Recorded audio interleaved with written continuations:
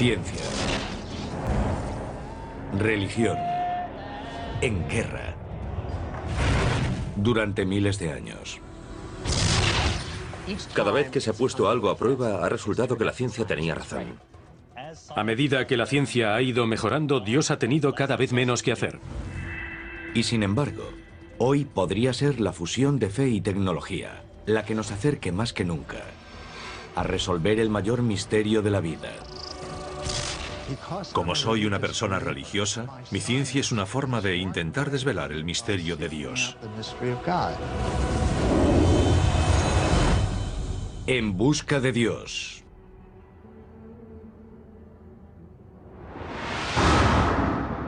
Durante siglos, la Iglesia Católica ha librado una guerra contra la ciencia, en la creencia de que su misma existencia podría minar los principios más sagrados de la fe. Los científicos eran tachados de herejes, sus avances silenciados, y a veces incluso se veían obligados a retractarse ante las amenazas de muerte. Pero hoy hay señales de un cambio radical. Cuando las personas descubren que soy a la vez sacerdote y científico, y especialmente que trabajo para el Vaticano, que tiene un observatorio, la pregunta es siempre, ¿por qué? ¿Por qué tiene un observatorio el Vaticano? Estas instalaciones multimillonarias y de primer nivel mundial se encuentran a 3.350 metros de altura sobre el nivel del mar. Su telescopio de 1,8 metros es capaz de asomarse a miles de años luz a través de las galaxias. Los científicos que trabajan aquí están formados en astronomía y cosmología. ¿Pero qué los convierte en únicos? Que también son hombres de fe y han abrazado la ciencia como herramienta en su camino para encontrar a Dios. Tenemos una metodología muy estricta que vamos aprendiendo a medida que nos preparamos como científicos. Dada la complicada historia de la Iglesia con la ciencia, la propia existencia de este moderno observatorio es sorprendente. Especialmente desde la Ilustración, ha habido una relación amarga entre ciencia y religión, donde la ciencia, creo yo, ha explicado cada vez más al mundo y las personas religiosas se han sentido cada vez más amenazadas. El núcleo de la amenaza para los creyentes es que la ciencia descarte tanto a Dios que Dios acabe por no existir. Y con ello se irá toda una visión de la vida, toda una visión del mundo. Durante buena parte del último milenio, cuestionar las explicaciones que ofrece la Biblia de los fenómenos naturales era peligroso. A comienzos del siglo XVII, astrónomos eminentes eran sometidos a juicio cuando sus descubrimientos científicos chocaban con las creencias religiosas comunes. Una de las ideas científicas más amenazadoras fue la teoría avanzada por los astrónomos Copérnico y Galileo. La Iglesia predicaba que la Tierra era el centro del sistema solar y que el Sol giraba a su alrededor.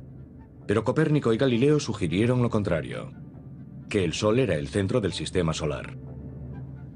Los descubrimientos de Galileo fueron recibidos, al menos por parte de la Iglesia Católica, como un problema, que entraba en conflicto con la Biblia, que dice, y el Sol se detuvo. En realidad es la Tierra la que se mueve y el Sol el que está parado, y en lo que a nosotros respecta, ahí hay un conflicto. La Iglesia Católica ha dado un giro de 180 grados desde la época de Galileo, y menos mal. La aceptación de la ciencia es un cambio radical, pero la pregunta es, ¿por qué ahora? La presencia de la Iglesia en el Observatorio Vaticano indica que ésta reconoce el valor de la ciencia y también de los conocimientos que obtenemos a través de ella.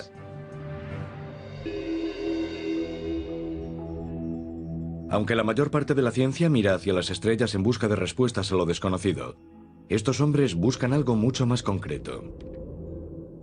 Pruebas de la existencia de Dios. Su búsqueda de pruebas de la existencia de una mano divina que actúa sobre el universo comienza en el momento de su creación. Fundamentalmente, creen que a medida que exploren el universo y vuelvan al Big Bang, llegarán a la pregunta de qué había antes del Big Bang. Si hubo un Big Bang, tuvo que haber alguien que lo provocase. El universo en sí nació tras una explosión.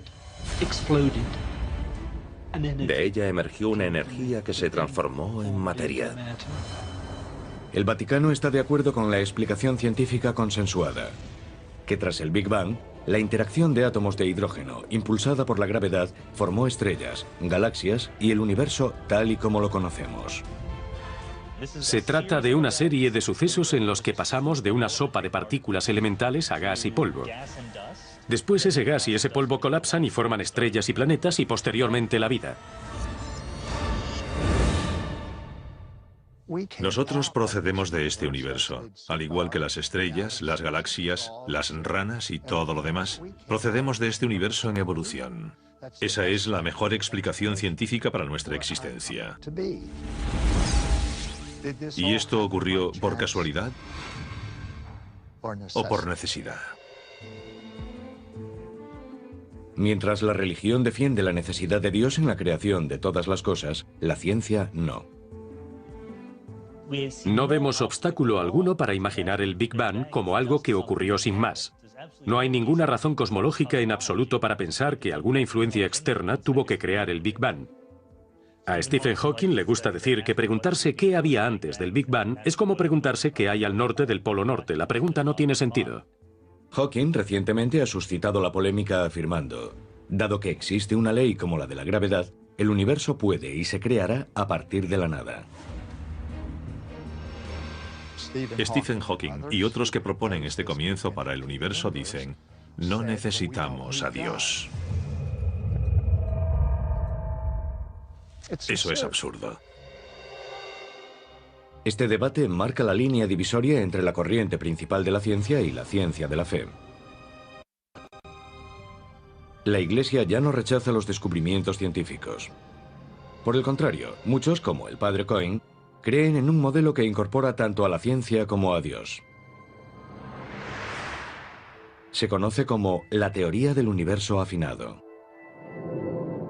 Sostiene que las condiciones exactas requeridas para la creación de la vida son tan precisas que no podrían haber surgido al azar. Para estos hombres, el modelo del universo afinado es el anteproyecto para la creación de todo. Y Dios es el arquitecto. Si cada una de esas constantes no tuviesen el valor que hemos medido, digamos en 1/1000ª parte, no estaríamos aquí. Esa es la noción del universo afinado. Las cosas fueron calibradas. Es como en el cuento de Ricitos de Oro, ni demasiado caliente ni demasiado frío. Y tenemos un universo en el que la gente es inteligente y se hace las grandes preguntas. No se puede demostrar la existencia de Dios a partir de eso, pero desde luego lo sugiere como creador. Si la teoría del universo afinado es correcta, entonces Dios creó el universo en general, pero dejó los detalles a la naturaleza. Lo peor que podríamos hacer es decir inmediatamente que Dios lo hizo. No está todo predeterminado.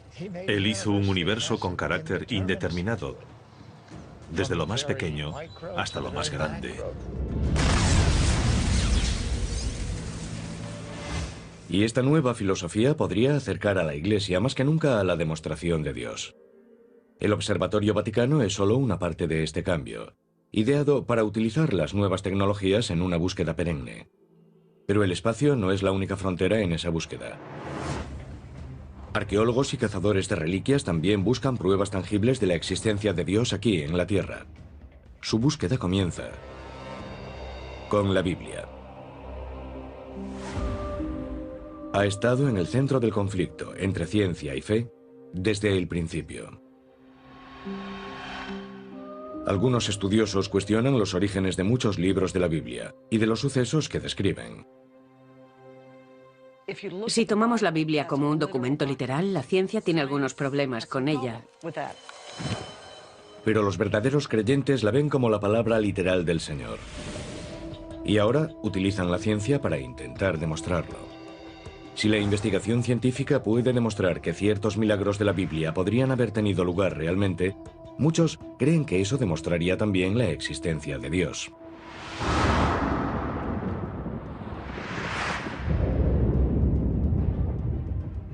En el norte de Etiopía, un hombre sigue la pista del mayor descubrimiento de la historia. Yo antes era agente de policía e investigaba crímenes. Ahora utilizo mis conocimientos para intentar resolver misterios antiguos de la Biblia. Hoy iniciaremos un viaje muy emocionante para resolver posiblemente uno de los mayores misterios de todos los tiempos. Su misión: encontrar el arca perdida de la Alianza. Un cofre misterioso, fabricado para guardar las tablas en las que se escribieron los 10 mandamientos. Para muchos, el arca es poco más que una leyenda. Pero los fieles creen que revelará una prueba material de la existencia de Dios.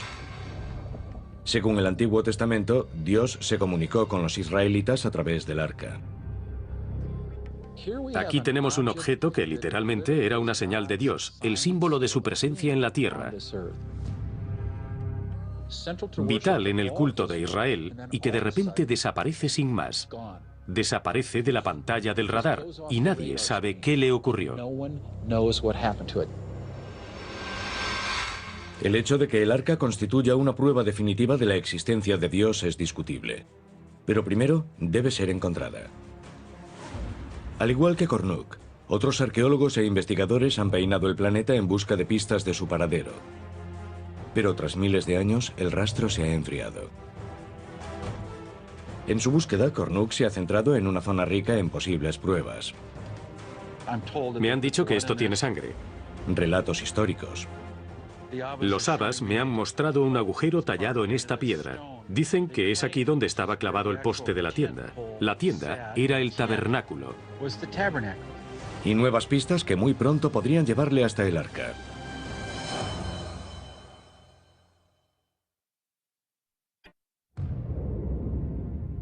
Durante siglos, el ser humano ha mirado hacia los cielos. Primero como señal de fe. Y después en reflexión científica. Ahora, la convergencia de estas dos doctrinas opuestas podría tener la clave para resolver el mayor misterio de la vida: la existencia de Dios. Bob Kornuk está en la avanzadilla de esta búsqueda de pruebas tangibles. Va tras el Arca de la Alianza. Uno de los objetos más importantes del Antiguo Testamento. Se cree que el arca contiene el todopoderoso poder de Dios. El hallazgo podría cambiar tanto la ciencia como la religión. Pero lleva perdida miles de años. Buscamos el Arca de la Alianza. Este objeto, vital en el culto de Israel, desaparece de la pantalla del radar. Está ahí. Un minuto y entonces desaparece, como en una nube de humo. Kornuk ha estudiado la historia del arca en busca de pistas vitales. Las instrucciones para construir el arca fueron entregadas por Dios a Moisés, como si fuesen un plano. Se cree que el arca es lo bastante grande para contener las tablas de piedra de los 10 mandamientos. Mide 1,10 de largo, 75 centímetros de ancho y otros 75 centímetros de alto, forrada por dentro y por fuera con oro. Sobre el arca había 2 ángeles dorados. Dicen que tanto el poder como la ira de Dios se encuentran dentro de la propia arca. Solo los sacerdotes más devotos podían acercarse a ella. Si no rezabas como era debido ante el arca, te mataba. Podía arrasar ciudades, podía derribar murallas, detener ríos. En el año 960 a.C., el arca fue colocada en el interior del primer templo de Salomón, en Jerusalén. Esta referencia en el Libro de los Reyes es la última mención que se hace al arca en la Biblia. No hay nadie en la Biblia que diga después, oh, y el arca fue robada o destruida. Deja de existir sin más. Los estudiosos bíblicos difieren en dónde y cuándo desapareció el arca. Existen varias teorías. Para Kornuk, la pista más prometedora apareció durante una investigación iniciada en la década de 1980 por Graham Hancock, corresponsal de The Economist. Hancock teorizó que el arca había sido rescatada del templo de Salomón durante el reinado de un rey pagano. Esa persona es Manasés, un rey malvado, maníaco, loco, que colocó ídolos paganos dentro del templo. Esta profanación del templo habría impulsado a los sacerdotes devotos que guardaban el arca a protegerla por todos los medios necesarios, incluso retirándola de su sagrado lugar de descanso. El arca habría sido retirada por los sacerdotes levíticos leales, que sin duda rechazaban todo lo que se estaba haciendo y que contaminaba el templo. Cornuck cree que la vía de escape más probable para salir de Jerusalén habría sido hacia el oeste, hacia Egipto, y después el descenso por el río Nilo. La siguiente pista que apoya su teoría podría encontrarse en estas rocas de la pequeña isla elefantina. Su hipótesis se basa en la existencia, en este lugar, de las ruinas de un antiguo santuario, construido siguiendo las especificaciones exactas del Templo de Salomón, el hogar original del arca. Los habitantes de la zona creen que fue construido como refugio provisional, pero el arca no estaría a salvo allí durante mucho tiempo. Los arqueólogos afirman que se produjo un enorme conflicto en la isla elefantina. Los historiadores describen una revuelta de los egipcios vecinos que puso al arca en peligro. Cornuck cree que el motivo del ataque podría proporcionar una pista sobre lo que le ocurrió al arca. Dicen que el arca era tan poderosa que exigía un sacrificio de sangre para ser contemplada. Según la ley judía, esto está prohibido en todas partes, salvo en presencia del arca. Los judíos habrían sacrificado un cordero, y los egipcios adoraban al cordero. Eso supuso un conflicto y la destrucción del templo. Cornuck especula que, en plena batalla, el arca fue trasladada para ponerla a salvo. La pregunta es, ¿a dónde?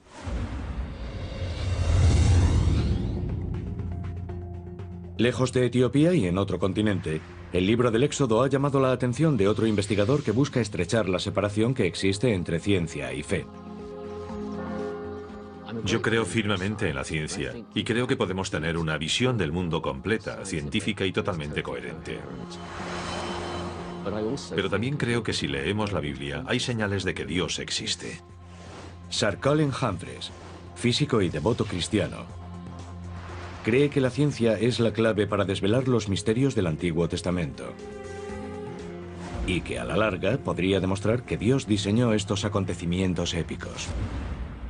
Su investigación comienza con uno de los momentos más simbólicos de la Biblia: la separación del Mar Rojo. Egipto, 1446 a.C. Según el libro del Éxodo, Moisés y los israelitas escaparon a la esclavitud, pero se encontraron atrapados entre la espada y el mar. Los israelitas estaban atrapados, no tenían forma de escapar.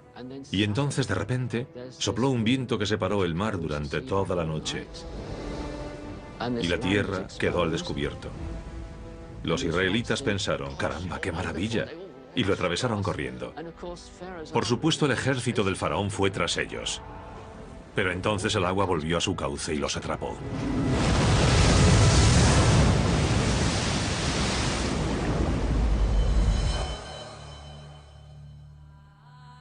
Para los creyentes, ese pasadizo de hace 3000 años es una prueba de la actuación de Dios. Pero nuestro conocimiento actual de la física y la dinámica de fluidos suscita dudas. El Mar Rojo es una vasta masa de agua, de más de 320 kilómetros en su punto más ancho, y una profundidad media de casi 500 metros. Siendo así, ¿por dónde podrían haber cruzado los israelitas? Hay diversidad de opiniones sobre la posible localización, pero numerosos estudios bíblicos apuntan hacia el estrecho de Tirán, en el Golfo de Acaba. Ese sería el lugar que mejor encarnaría las distancias y topografía descritas en la Biblia. Aquí, el golfo se estrecha en un canal de apenas 13 kilómetros de ancho. Una cordillera de arrecifes de coral que discurre por el fondo marino crea la parte menos profunda del Mar Rojo. Pero los arrecifes se encuentran a más de 10 metros de la superficie, a demasiada profundidad para cruzar a pie como se describe en el Éxodo. Y también está el problema de las tropas del faraón. El Éxodo dice que un ejército egipcio perseguía a los israelitas fugados. Si el relato bíblico es cierto, ¿cómo es que ellos tuvieron un destino diferente? Para los no creyentes, la improbabilidad de estos sucesos es prueba de que ese relato del Antiguo Testamento no es más que un cuento. Ahora, la ciencia podría zanjar la cuestión. Cuando yo como científico leo la historia del éxodo desde Egipto, mi inclinación natural es preguntarme, ¿cómo ocurren estas cosas? La explicación podría ser un sencillo principio físico que puede ser observado en un vaso de agua normal y corriente. Se ve muy bien si llenamos un vaso de agua hasta el borde y soplamos. Vaciamos parte del agua. Y si tenemos un viento muy fuerte que sopla sobre una amplia superficie de agua, puede desplazar a esta. Y esto es conocido por todos los geólogos y científicos. En ejemplos extremos en los que grandes cantidades de agua son desplazadas por este fenómeno, los científicos también han observado una reacción poderosa. Un muro rugiente de agua vuelve para llenar el vacío. La teoría de Humphreys sobre la separación del Mar Rojo se basa en la ocurrencia de esos fenómenos naturales a gran escala. Un fenómeno conocido como viento localizado, seguido por su reacción en forma de ola de marea. El científico atmosférico Dr. Carl Druce, del Centro Nacional para la Investigación Atmosférica, cree que Humphreys podría haber dado con algo. El fenómeno de viento localizado ocurre cuando sopla un viento fuerte durante un periodo de tiempo determinado sobre la superficie del mar. Gradualmente el agua se desplaza en la dirección del viento y se retira de la costa. Y así la superficie del océano baja. Por lo tanto nos encontramos con una zona de tierra firme donde antes estaba el fondo marino. Aprovechando la potencia de los superordenadores, Druce ha estudiado el efecto de los vientos localizados en lugares que van desde el Nilo y la costa de Inglaterra hasta un par de episodios similares ocurridos en los Grandes Lagos en 2006 y 2008. El viento localizado se observa cada 5 o 10 años en el lago Erie. Se producen fuertes tormentas que llegan del oeste y que provocan marejadas ciclónicas en Buffalo. Pero en el lado de Toledo, que está frente al viento, grandes zonas del lago se secan completamente y el agua desaparece en el horizonte. Se ha observado que la diferencia de altura entre un lado del lago Erie y el otro puede ser de hasta 5 metros. Esperaríamos que toda el agua del lago Erie estuviese al mismo nivel, pero si hay un viento fuerte que sopla durante varias horas, hay 5 metros de diferencia. Pero haría falta una tormenta de una fuerza extraordinaria para dividir el Mar Rojo, incluso en la zona menos profunda de los 10 metros, en el estrecho de Tirán. Para que se produzca un viento localizado aquí, tendrían que soplar vientos muy potentes durante horas y en una dirección muy precisa. Para que el viento localizado sea apreciable y haga retroceder el agua de manera perceptible, necesitamos una larga masa de agua. Humphreys acude a las pruebas bíblicas en busca de pistas sobre la tormenta. El relato del Éxodo describe un fuerte viento procedente del noroeste y que sopla durante toda la noche. Su teoría es que si soplaron vientos fuertes por toda la zona del Golfo de Aqaba durante varias horas, el viento localizado podría haber tenido fuerza suficiente para dejar al descubierto un puente de tierra. El Golfo de Aqaba mide 180 kilómetros de longitud y si nos encontramos con un viento huracanado, el agua puede retroceder unos 800 metros o incluso kilómetro y medio. Con datos recogidos de los satélites de la NASA, el Dr. Carl Druce crea un modelo oceánico y un mapa terrestre del Golfo para evitar los posibles efectos de una tormenta de esas características. He usado mapas geológicos, estudios geológicos, la dirección de los sedimentos para reconstruir la configuración de las lagunas y ríos que había durante el período del Éxodo. Después los introduje en el modelo oceánico con un superordenador y apliqué un viento digital que soplaba a 101 kilómetros por hora. Sería difícil caminar con ese tipo de viento, pero es posible avanzar poco a poco. Huracanes y ciclones a menudo se desarrollan en mar abierto. De modo que, según los patrones meteorológicos mundiales, ¿podría una tormenta de esta magnitud haberse desatado sobre el Mar Rojo que está rodeado de tierra?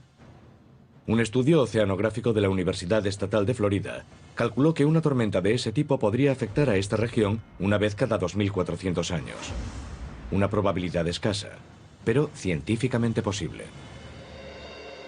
Combinando el relato bíblico del paso con los modelos científicos, Druce elabora una cronología que coincide con las condiciones descritas en el Éxodo. La tormenta perfecta.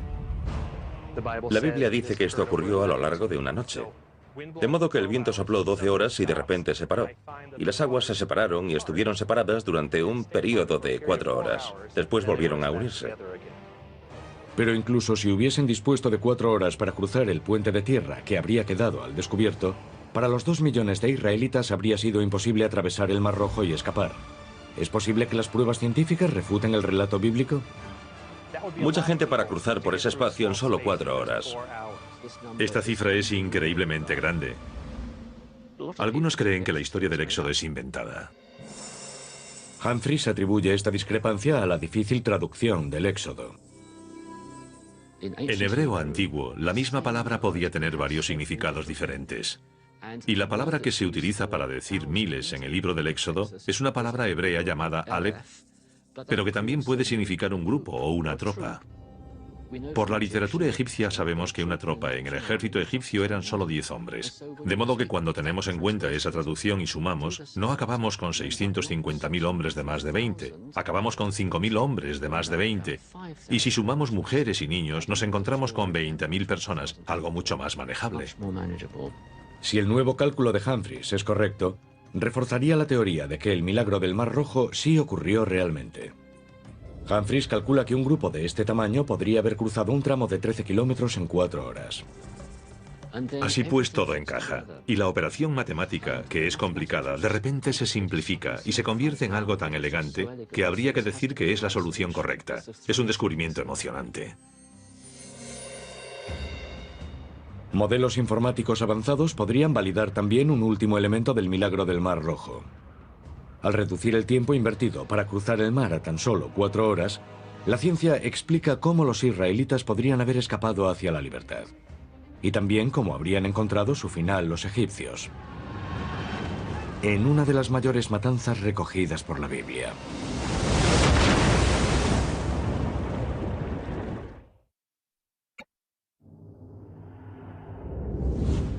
Desde la cosmología y la arqueología hasta la oceanografía, investigadores de toda una variedad de disciplinas científicas han lanzado una cruzada global para descubrir pruebas cuantificables de la existencia de Dios.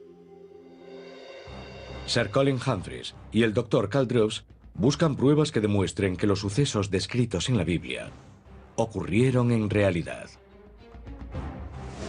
Usando cálculos precisos junto a modelos informáticos complejos, ambos hombres han detallado el escenario de la tormenta perfecta que, en su opinión, podría haber causado la separación del Mar Rojo, tal y como la describe el libro del Éxodo.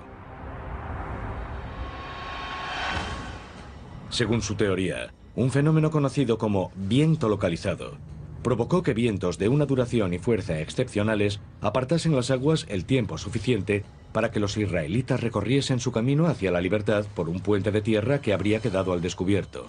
Pero el libro del Éxodo describe también la destrucción súbita del ejército del faraón mientras perseguía a los israelitas por el lecho marino.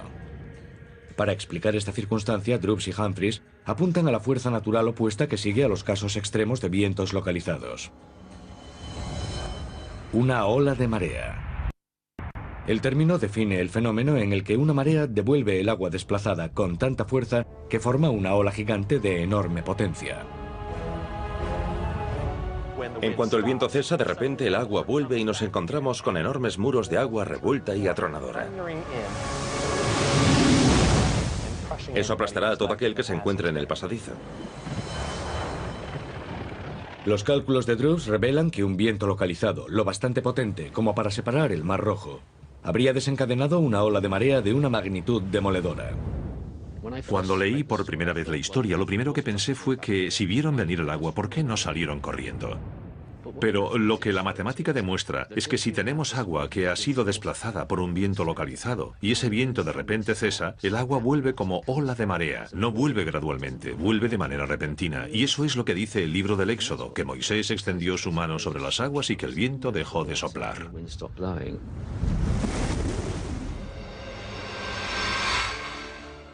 Tanto si fue producida por la mano de Moisés, como si fue una reacción natural al viento localizado, una ola de marea de esta fuerza habría borrado al ejército del faraón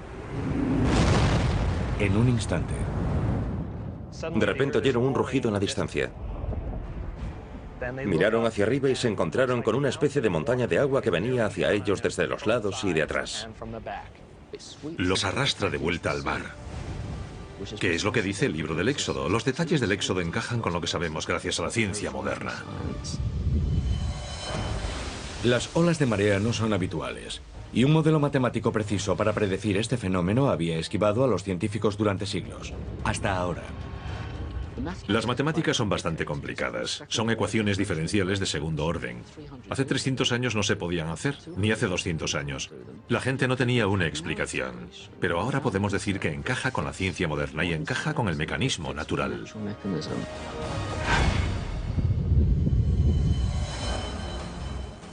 Solo con la llegada de los superordenadores han sido posibles las predicciones de dinámica de fluidos de esta complejidad. La tecnología está abriendo una nueva frontera en la búsqueda de Dios. Pero aunque estos fenómenos naturales ofrecen una explicación científica para los sucesos descritos en el Éxodo, eso por sí solo no demuestra la existencia de Dios. Pudiera ser que Moisés hubiese tenido mucha suerte. Pudiera ser que fuese un meteorólogo excelente. Está claro por qué le llamamos un milagro. Y es por el momento en que ocurrió. Porque si no, los habría masacrado. Es un fenómeno muy improbable como para que ocurra en una noche tan concreta, justo cuando lo necesitas. Si Moisés tuvo tanta suerte, todos deberíamos apostar por él. Creo que la sincronización demuestra que Dios actuó. Tanto Druze como Humphreys están de acuerdo en que la existencia de Dios no está en los sucesos naturales en sí mismos, sino en su milagrosa sincronización.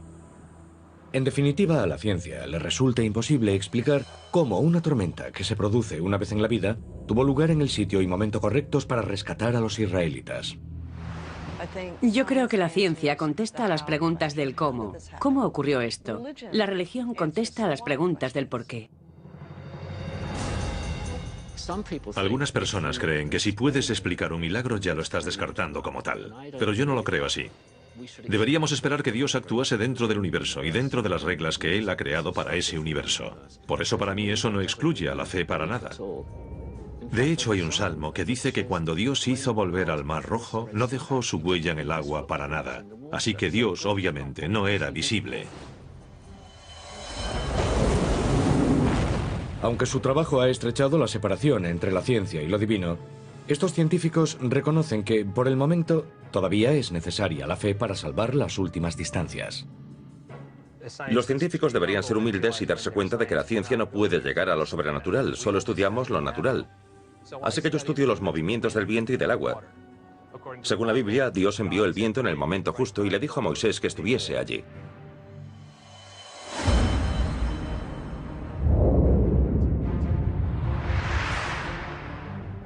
En su cruzada para encontrar el arca perdida de la Alianza y la prueba de la existencia de Dios que ésta podría contener, Bob Cornuke ha seguido el rastro de las pistas hasta el norte de África. Si el arca abandonar su lugar de descanso durante 3 siglos en la isla Elefantina, Cornuke cree que la ruta más probable hacia la seguridad habría sido directamente Nilo abajo hacia Etiopía. Y hasta aquí le ha llevado su búsqueda. Iremos a Gondar, que es un lugar en el que siguen residiendo judíos hoy en día que afirman ser descendientes del pueblo que trajo el Arca de la Alianza aquí, a Etiopía. Aquí los judíos constituyen menos del 1% de la población. Pero la existencia de esta comunidad aislada no es una prueba concluyente de que el arca pasase por aquí. La mayoría de los expertos opinan que la presencia de judíos aquí es una mera coincidencia. Los estudiosos se burlan de la idea de que el Arca de la Alianza pudiese haber pasado por aquí. Vamos a averiguar si estos estudiosos podrían estar equivocados. Estamos en la aldea Falasi, en Gondar, Etiopía, una ciudad única en el mundo, en su momento una floreciente comunidad judía. Hoy, la mayoría de los judíos Falasi han desaparecido. Pero por todas partes quedan numerosas de su presencia. La comunidad judía que vivía aquí, en esta aldea Falasi, estuvo aquí 400, 500 años antes de... Hay monumentos de piedra, y estas tumbas podrían tener miles de años. Los habitantes del lugar siguen las tradiciones judías típicas en la mayoría de los aspectos, excepto en uno. Celebran sacrificios con sangre que no se hacen en ningún otro lugar del mundo, salvo aquí, en esta aldea Falasi, desde hace no centenares, sino miles de años. ¿Podría ser este el eslabón definitivo con el arca? Kornuk busca al último rabino que queda en la comunidad Falasi. ¿Cuánto tiempo llevan los judíos en esta zona? Esto es del año 500 antes de Cristo. Vale, ella dice que los judíos estaban aquí 500 años antes de Jesús, y yo creo que nuestras pruebas lo demuestran. ¿Sabe si los Falasi hacen sacrificios con sangre?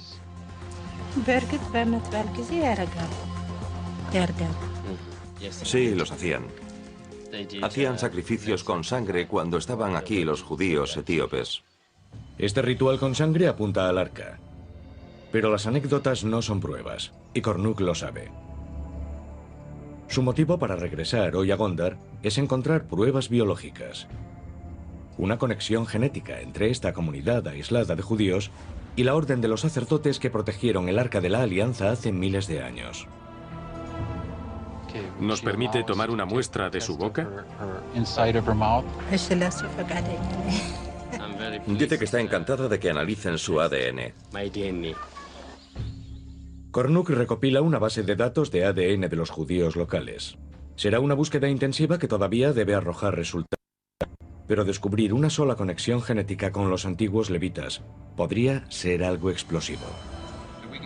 Poder encontrar una huella de ADN que les relacione con ese suceso antiguo sería enorme, enorme para la teoría de que el arca llegó a Etiopía. La investigación genética actual podría ser una herramienta esencial para establecer una conexión con el arca. Pero a medio mundo de distancia, otro equipo de investigadores podría haber encontrado una conexión más directa si cabe con Dios, oculta en nuestro ADN.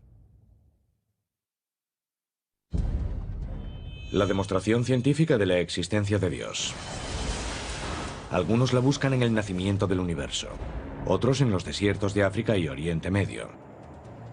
Pero, ¿y si la prueba más sorprendente de la existencia de Dios no estuviese en un templo o en un santuario? ¿Y si estuviese dentro de todos nosotros?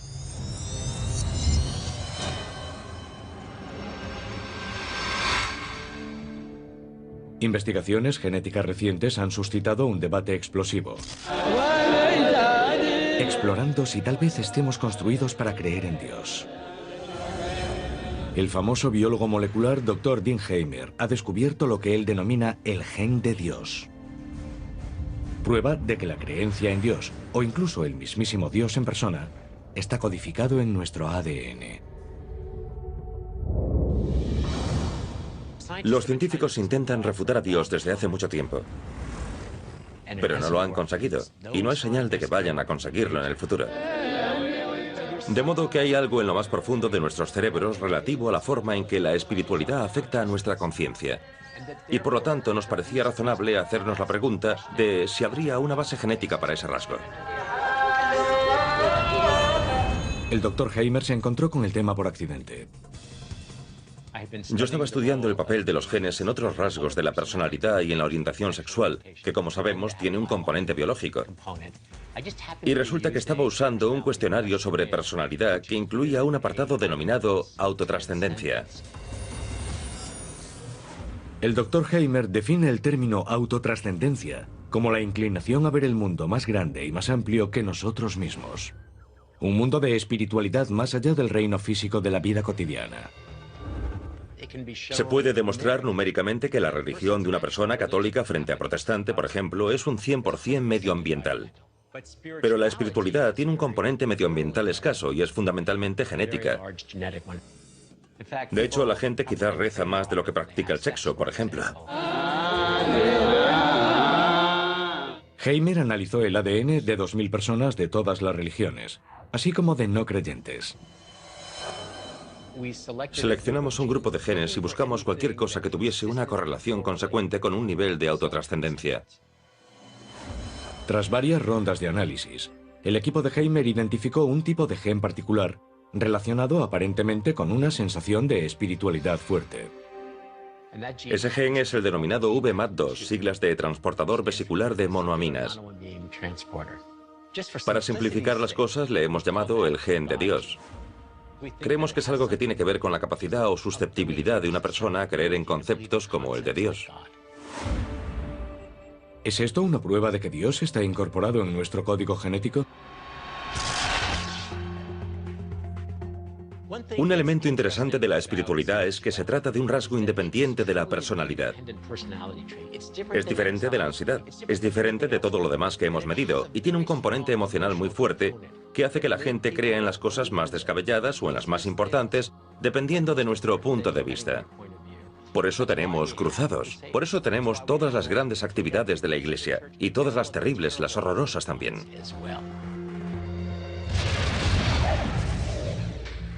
Heimer afirma que el gen de Dios actúa como una droga, inundando el cerebro humano con unos neurotransmisores llamados monoaminas, que regulan el estado de ánimo y la percepción. El gen de Dios equilibra estas monoaminas a medida que pasan de célula a célula y afecta a las respuestas emocionales del individuo. El gen VMAT2 lo tiene todo el mundo. Del mismo modo que todos tenemos el gen del color del pelo. Y dependiendo de qué alelos del gen tengamos y qué combinaciones de genes tengamos, se determinará si nuestro pelo es rubio o negro, o si estamos más arriba o más abajo en la escala de la autotrascendencia. Cuanto más fuerte sea el alelo o la versión del gen VMAT2 de una persona, más probable será que sienta la presencia de Dios. Durante su investigación, el equipo de Heimer detectó otro fenómeno. Los efectos de una forma poderosa del gen de Dios algunas veces pueden realzarse o imitarse con drogas alucinógenas. Si analizamos algunas drogas psicodélicas como la psilocibina, por ejemplo, o el LSD, son análogos de la serotonina, lo que significa que se parecen a la serotonina, pero engañan al cerebro. Y nosotros creemos que ese tipo de alteraciones de la conciencia que se producen con una droga como la psilocibina o el LSD son similares a las que se producen durante experiencias intensamente religiosas, intensamente espirituales. Ya sea Jesús caminando por el desierto o Buda sentado bajo su árbol. De repente todo parece un poco diferente. Según los descubrimientos de Heimer, las reacciones químicas gobernadas por el gen de Dios podrían haber sido responsables de algunos milagros descritos en la Biblia, como el de Moisés y la zarza ardiente. Básicamente Moisés estaba drogado. Podría haber estado drogado porque Dios le habló desde una zarza ardiente, o podría haber estado drogado porque se comió una seta mala en la sopa de aquel día. No tengo manera de saberlo o predecirlo. Pero lo que sí sé es que sus experiencias probablemente supusieron cambios en el nivel de las monoaminas de su cerebro. Y esto no quiere decir que las experiencias religiosas sean simplemente como drogas. Quiere decir que ambas funcionan del mismo modo en el cerebro. Tener la versión del gen de Dios que te hace más espiritual es como tener una pequeñísima dosis de psilocibina durante toda tu vida. Y eso hace que el cerebro sea un poco más susceptible a este tipo de ideas. Si eres creyente, puedes decir, mira, esto demuestra que Dios nos hizo, para que podamos entenderlo, y eso demuestra la existencia de Dios. Si eres no creyente, puedes decir, mira, esto demuestra que el cerebro se inventa a Dios. Es solo un montón de químicos. Dios no existe. Pero si no está ahí para conectar al hombre con Dios, ¿por qué habría de evolucionar algo como el gen de Dios? Algunos biólogos teorizan que en las sociedades humanas antiguas, donde los miembros de la misma tribu adoraban a un dios o dioses comunes, un gen de Dios que funcionase a un nivel más alto facilitaría que sus miembros trabajasen juntos y se protegiesen unos a otros. Un gen de Dios más fuerte podría haber supuesto una ventaja evolutiva. Pero la ciencia también está revelando una ventaja física de la espiritualidad. Hay un montón de datos que demuestran que las personas que son espirituales y que son religiosas tienden a vivir un poco más, tienden a recuperarse de las enfermedades más rápidamente. Hay muchas posibilidades de que los genes como este puedan haber permanecido en la mezcla y haber sobrevivido a la evolución reciente. La causa de esta ventaja todavía está por determinar, pero el efecto es un campo en el que la ciencia y la fe trabajan juntas para conseguir avances. Es una relación que Heimer ha estudiado minuciosamente. La ciencia y la fe llevan en guerra mucho tiempo. Y hasta ahora, cada vez que se ha puesto algo a prueba, ha resultado que la ciencia tenía razón. Sí, la Tierra no es el centro del universo, gira alrededor del Sol. Sí, la evolución sí se produjo, y estamos relacionados con otros animales. No somos algo único que hayan puesto aquí. Pero donde la ciencia se equivocaba era en que la ciencia no habla a las necesidades emocionales de las personas. No cambia la conciencia de la gente del modo que lo hace la religión. ¿Lograrán explicar alguna vez los científicos los orígenes de la conciencia humana? ¿O es eso cuestión de fe? Un nuevo campo de investigación pionero busca respuestas en uno de los lugares más enigmáticos de la Tierra.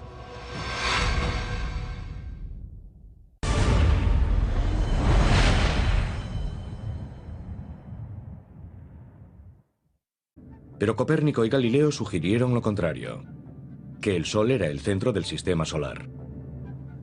Los descubrimientos de Galileo fueron recibidos al menos por parte de la Iglesia Católica como un problema que entraba en conflicto con la Biblia, que dice, y el Sol se detuvo. En realidad es la Tierra la que se mueve y el Sol el que está parado, y en lo que a nosotros respecta, ahí hay un conflicto. La Iglesia Católica ha dado un giro de 180 grados desde la época de Galileo, y menos mal.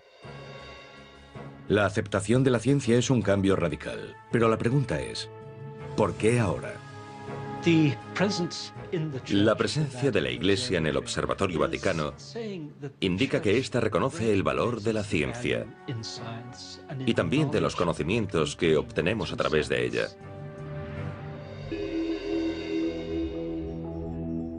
Aunque la mayor parte de la ciencia mira hacia las estrellas en busca de respuestas a lo desconocido, estos hombres buscan algo mucho más concreto. Pruebas de la existencia de Dios. Su búsqueda ante las amenazas de muerte. Pero hoy hay señales de un cambio radical. Cuando las personas descubren que soy a la vez sacerdote y científico, y especialmente que trabajo para el Vaticano, que tiene un observatorio, la pregunta es siempre, ¿por qué? ¿Por qué tiene un observatorio el Vaticano? Estas instalaciones multimillonarias y de primer nivel mundial se encuentran a 3.350 metros de altura sobre el nivel del mar. Su telescopio de 1,8 metros es capaz de asomarse a miles de años luz a través de las galaxias. Los científicos que trabajan aquí están formados en astronomía y cosmología. ¿Pero qué los convierte en únicos? Que también son hombres de fe. Y han abrazado la ciencia como herramienta en su camino para encontrar a Dios. Tenemos una metodología muy estricta que vamos aprendiendo a medida que nos preparamos como científicos. Dada la complicada historia de la Iglesia con la ciencia, la propia existencia de este moderno observatorio es sorprendente. Especialmente desde la Ilustración, ha habido una relación amarga entre ciencia y religión, donde la ciencia, creo yo, ha explicado cada vez más al mundo, y las personas religiosas se han sentido cada vez más amenazadas. El núcleo de la amenaza para los creyentes es que la ciencia descarte tanto a Dios, que Dios acabe por no existir. Y con ello se irá toda una visión de la vida, toda una visión del mundo. Durante buena parte del último milenio, cuestionar las explicaciones que ofrece la Biblia de los fenómenos naturales era peligroso. A comienzos del siglo XVII, astrónomos eminentes eran sometidos a juicio cuando sus descubrimientos científicos chocaban con las creencias religiosas comunes. Una de las ideas científicas más amenazadoras fue la teoría avanzada por los astrónomos Copérnico y Galileo. La Iglesia predicaba que la Tierra era el centro del sistema solar y que el Sol giraba a su alrededor. Ciencia. Religión. En guerra. Durante miles de años. Cada vez que se ha puesto algo a prueba, ha resultado que la ciencia tenía razón. A medida que la ciencia ha ido mejorando, Dios ha tenido cada vez menos que hacer. Y sin embargo, hoy podría ser la fusión de fe y tecnología la que nos acerque más que nunca a resolver el mayor misterio de la vida. Como soy una persona religiosa, mi ciencia es una forma de intentar desvelar el misterio de Dios. En busca de Dios.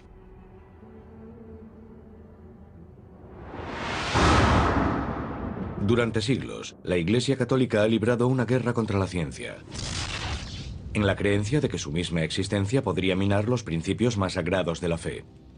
Los científicos eran tachados de herejes.